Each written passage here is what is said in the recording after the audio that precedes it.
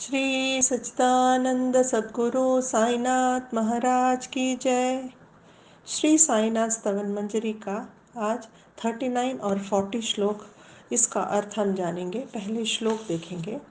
39वां श्लोक है, अतः संत गोदावरी जो हैं अति प्रिय हित भक्तों के त्यों हैं, प्राणी मात्र के प्राणाधार, मानव धर्म स्वयं साकार।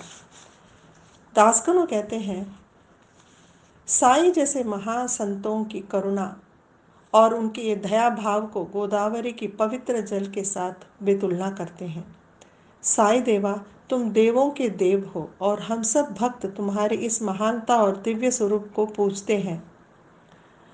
भगवान के अवतार हो तुम और भक्तों के हित में ही तुम सब कार्य करते हो और इसीलिए तुम इस पृथ्वी पर अवतरित भी हुए हो।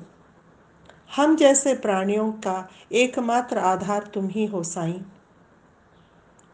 तुम्हें हम अपना आधार इसलिए मानते हैं क्योंकि तुम ही हमारे जीवन को साकार बना सकते हो और तुम धर्म की रक्षा करने के लिए आए हो और शांति बनाए रखने के लिए तुम इस पृथ्वी पर प्रत्यक्ष हुए हो।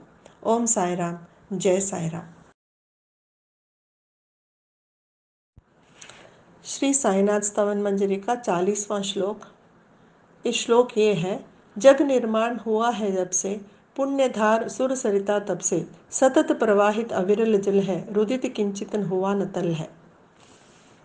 इसका अर्थ है, जब से जग का निर्माण हुआ है उस वक्त से गोदावरी बहती चली आ रही है सरिता जैसे, और उसी प्रकार साईं तुम भी हम मानवों के कल्याण के लिए हमेशा आते रहे हो और आते ही रहोगे। गोदावरी नदी बहती चली आ रही है कई हजारों सालों से, उसका बहना कभी रुका नहीं। चाहे कितने भी रास्ते में रुकावट आए, वो अपना काम करती रही है और निश्चल और निर्मल होकर बहती रही है।